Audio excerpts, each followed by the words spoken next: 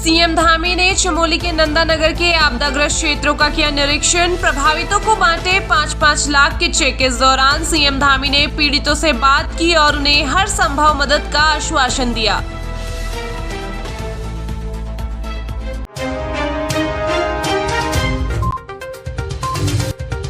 बहुचर्चित sting operation मामले में पूर्व सीएम हरीश रावत को सीबीआई का नोटिस में उन्हें इसी महीने सीबीआई मुख्यालय में पेश होने को कहा गया है। इस पर कांग्रेस का कहना है कि ये सब भाजपा मोटिवेटेड कदम है। चुनाव आने वाले हैं, इसलिए फिर से कार्रवाई तेज हो गई है।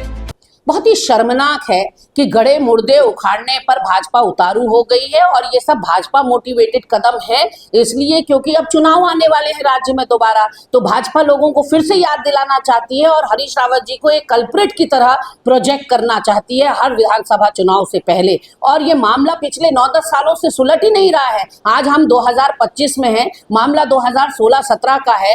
मुझे समझ में नहीं आता कि ये किस तरह की कार्यप्रणाली है ईडी सीबीआई की कि मामला निपटाए नहीं निपट रहा है, किसके दबाव में काम कर रहे हैं। इससे तो कहीं से कहीं तक वो स्वतंत्र एजेंसी नहीं दिखाई पड़ रही है और साफ परिलक्षित हो रहा है कि वो प्रेशर में काम करती है, जिसकी वजह से वो निस्तारण नहीं कर पा रही है। और निस्तारण शायद आजीवन नहीं होगा, जब तक हरीश रावत जी हैं तब तक शायद इस पूरे मामले का निस्तारण नहीं होगा और दूध का दूध और पानी का पानी नहीं होगा, क्योंकि भारतीय जनता पार्टी नहीं चाहती कि ऐसा हो।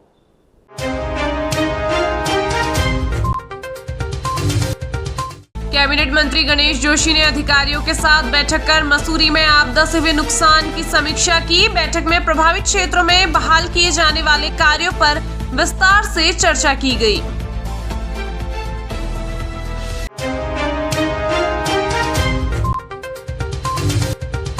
सीएम धामी ने रुद्रप्रयाग जिले में इस मानसून सीजन में हुई क्षति के बारे में ली जानकारी। कहा, आपदा पीड़ितों को हर संभव सहायता पहुंचाना हमारी प्राथमिकता। इसके साथ ही सीएम ने केदारनाथ यात्रा की व्यवस्थाओं को चाक चौबंद करने के भी निर्देश दिए।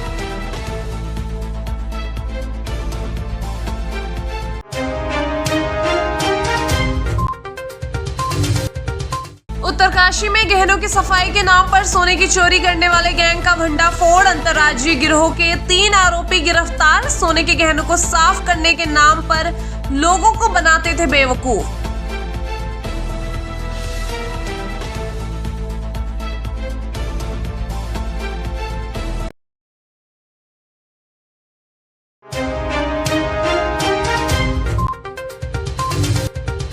घंटे का पैदल सफर कर फुलेत पहुंचे देहरादून के जिला अधिकारी सवीन बंसल। फुलेत पहुंचकर डीएम ने जनता की समस्याएं भी सुनी। रोड कम्युनिकेशन को ईज आउट करने के चल रहे हैं PMJSY, PWD। वहाँ पर हमारे JEI निरंतर मॉनिटरिंग कर रहे हैं। उनको यहाँ पर कुछ दिवसों तक स्टेशन रहने का निर्देश दिए गए हैं। जो हमारा मुआवजा वितरण की एक एक्सरसाइज है, वो वृहद एक्सरसाइज है। चाहे वो हमारे घरों के लॉसेस हुए हैं, घर क्षतिग्रस्त हुए हैं, हमारे फसलें, कृषि ज़मीन उनका कटाव हुआ है, या फिर जो हमारे संपर्क मार्ग हैं, ब्रिजेस हैं, वो बह गए हैं। और इसी तरह से हमारी इरिगेशन स्कीम्स हैं। यहाँ पे काफ़ी क्षेत्र हमारा कृषि और उद्यान पे डिपेंडेंट है, तो इरिगेशन नेटवर्क भी काफ़ी डैमेज हुआ है। तो ये जितने भी हमारे लॉसेस हैं, इनका असेसमेंट और ड्यू मुआवजा वितरण के लिए हम एडिशनल तहसीलदार, पटवारी, हमारे AVDO,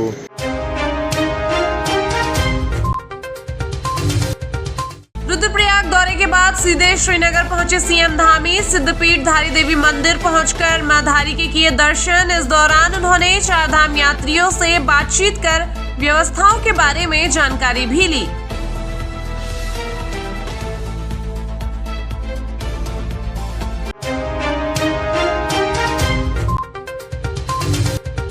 दूसरे चरण में भी केदारनाथ हेली सेवा के लिए मारामारी। 2 अक्टूबर तक 80% टिकट बुकिंग हुई फुल। आपको बता दें कि IRCTC ने शुक्रवार को 23 सितंबर से 2 अक्टूबर तक की बुकिंग के लिए वेबसाइट को खोला था।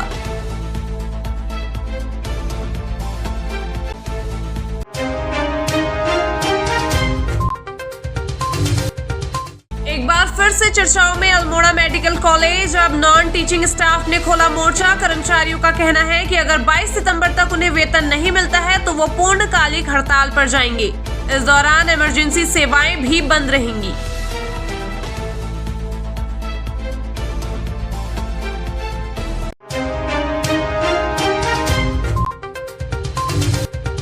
उत्तराखंड में अब वन तस्करों की खैर नहीं। Wild life master control room से रखी जाएगी नजर। वाइल्ड लाइफ कंट्रोल रूम को वायरलेस नेटवर्क के माध्यम से सभी रेंज कार्यालयों और फायर क्रू स्टेशनों से जोड़ दिया गया है।